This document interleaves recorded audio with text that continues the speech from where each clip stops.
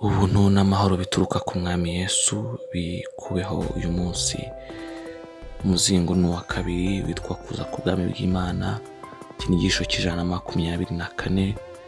Ubu turi kwiga ku ntego yitwa ubutumwa bwiza bwa Yesu KRISTO. Nongeye mbibutse yuko izi nyigisho mwaziteguriwe kandi muzitegurirwa na Ministry of Unlimited Holy Ghost.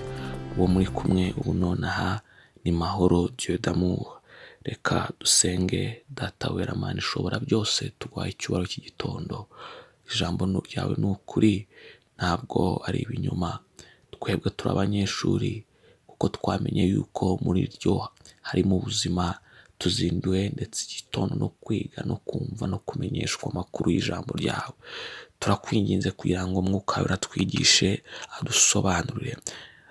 Mana, turasenga cyane ngo kandi atubashishe gushyira mu bikorwa, kuko tuzi neza yuko mu kumva tukumvira tugashyira mu bikorwa dukiza ubugingo bwacu, tugakiza n'imibiri yacu. Tubashishe rero kugira ngo twumve kandi twumvire, ntitwagire umuntu n'umwe nyakubahwa Imana ukorera kugira icyo yigana undi mugenzi we, ahubwo twese dukorere kwigana Imana nk'abana bakundwa. Turagushimiye Data wera, ntaba ari twe mwa Imana, ahubwo izina ryawe rihabwe icyubahiro. Utubashe gukora ibyo ushaka n'ibyo ukunda, mu izina rya Yesu Kristo dusenze twizeye. Urakoze Data wera, amen.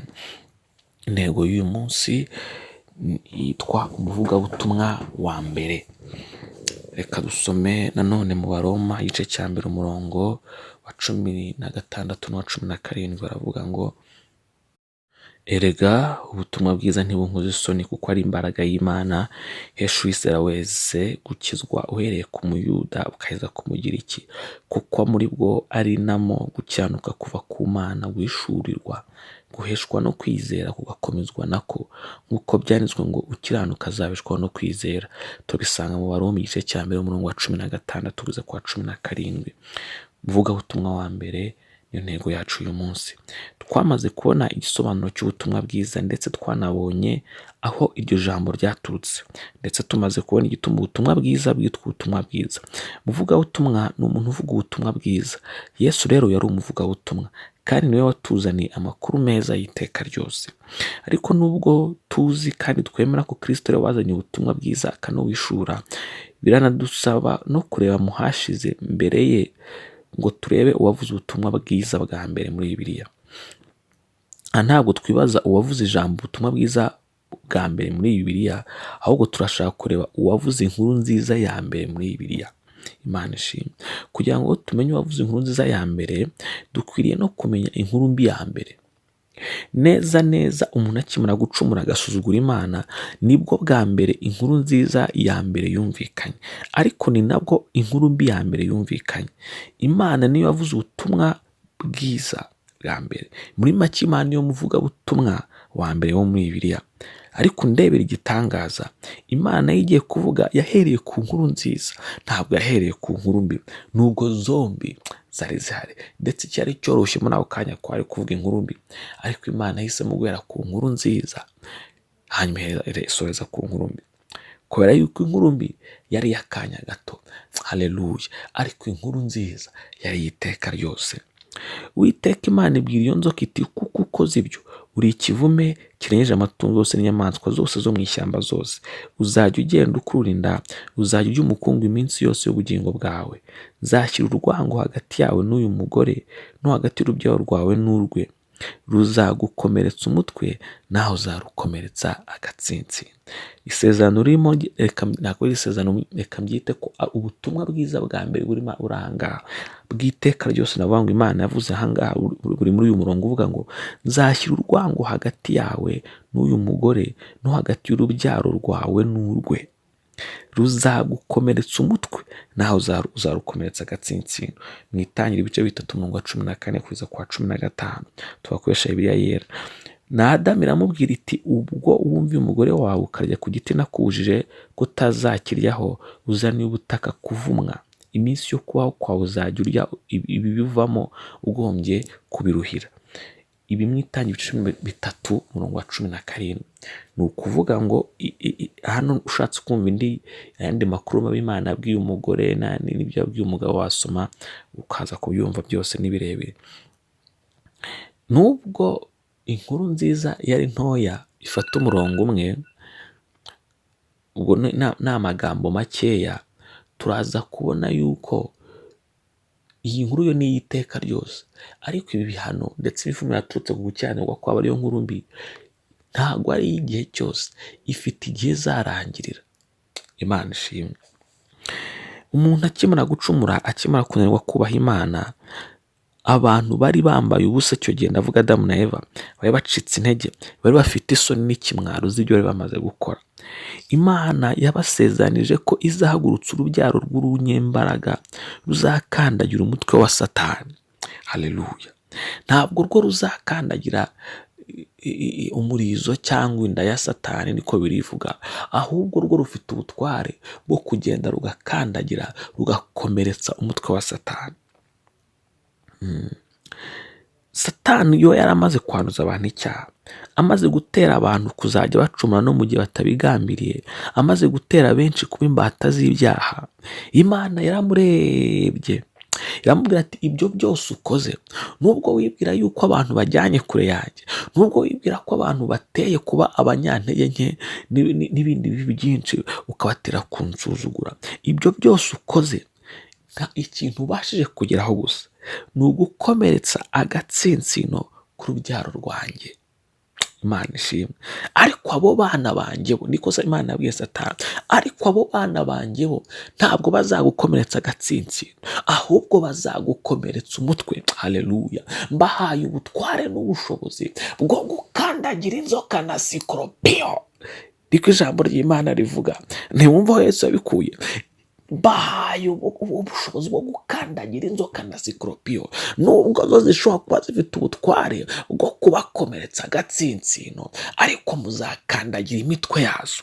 Kubera iki se Yesu KRISTO yavuze iri jambo? Kuki Imana yitaye ku mutwe no ku gahanga k'inzoka? Turaza kubibona mu mwanya ukurikira.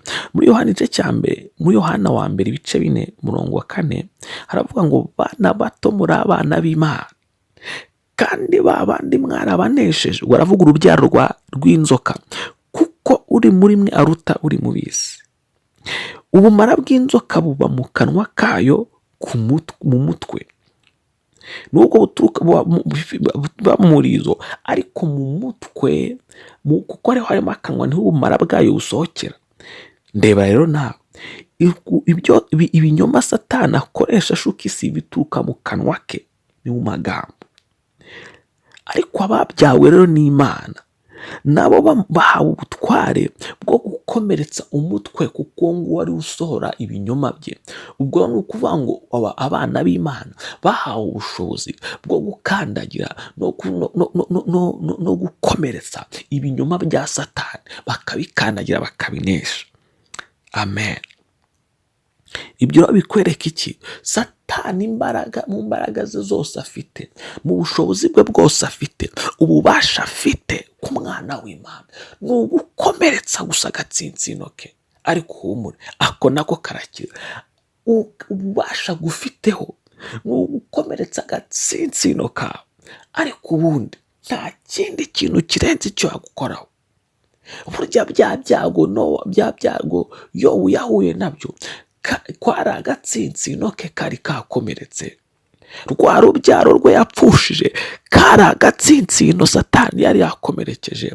Bya byago yamuteje agatwara ibyo yaratunze byose, kari agatsinsino Satani yari yakomerekeje.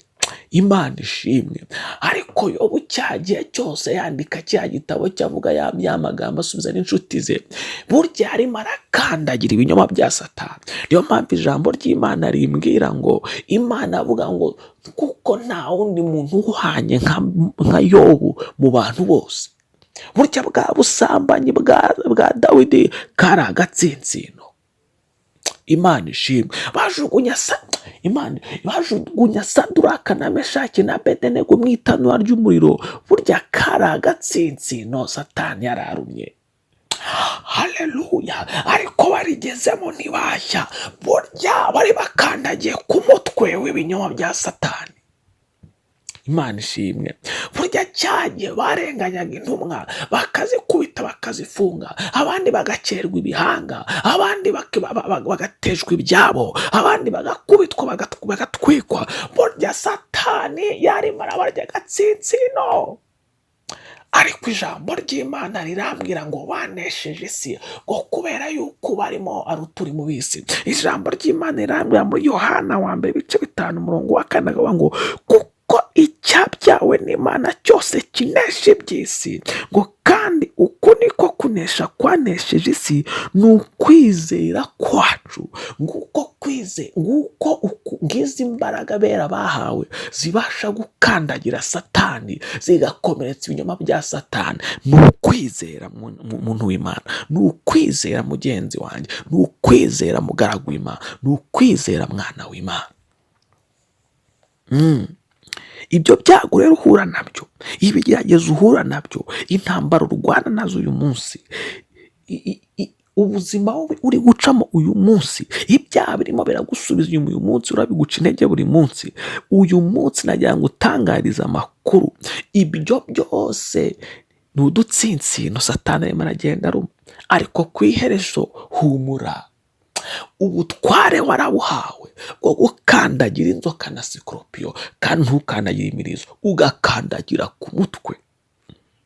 Imana yo iri mu ruhande rwawe, ikurimo kandi ni inyamaboko, kandi irimo gukandagira no gushwanyaguza ibinyoma bya Satani.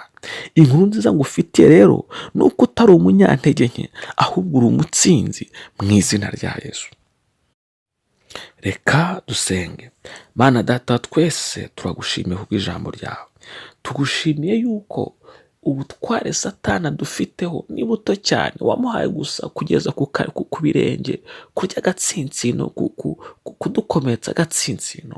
Ariko Mwimana waduhaye ubutware bwo gukandagira inzoka na sikoropiyo. Turasenga muri aka kanya, turakwinginga cyane mu izina rya Yesu kugira ngo uduhe kwizera ubutumwa bwiza bwavuzwe bwa mbere, bwavugiwe muri Edeni, bwabwiraga abana b'Imana yuko bafite ubutware bwo gukandagira inzoka na sikoropiyo, bwo gukomeretsa no gukandagira ibinyoma bya Satani no kubirabata, kugira ngo Mwimana bitubashishe ibyo ngibyo, kubaho ubuzima budatinya Mwami Imana, aho ubuzima bwuzuye kwizera, kugira ngo duhinduke abatsinzi nyakuri. Kuko ijambo rye ritubwiye neza yuko ikizatubashisha kunesha ari ukwizera, atari ukubimenya, ahubwo ari ukwizera tudashidikanya yuko bizakorwa.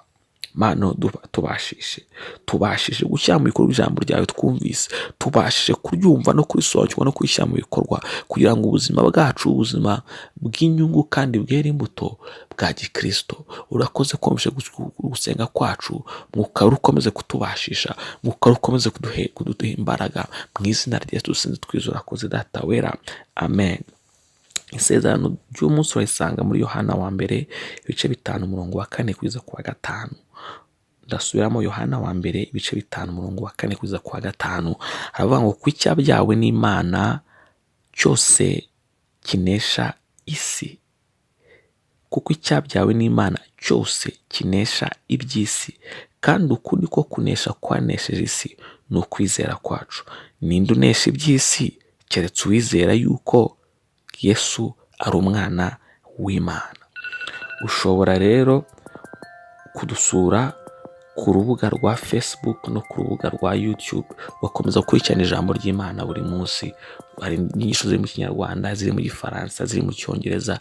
Ni ukuvuga ngo ushobora kurisangiza n'abandi bantu b'inshuti zawe batumva Ikinyarwanda bagafashwa n'Imana.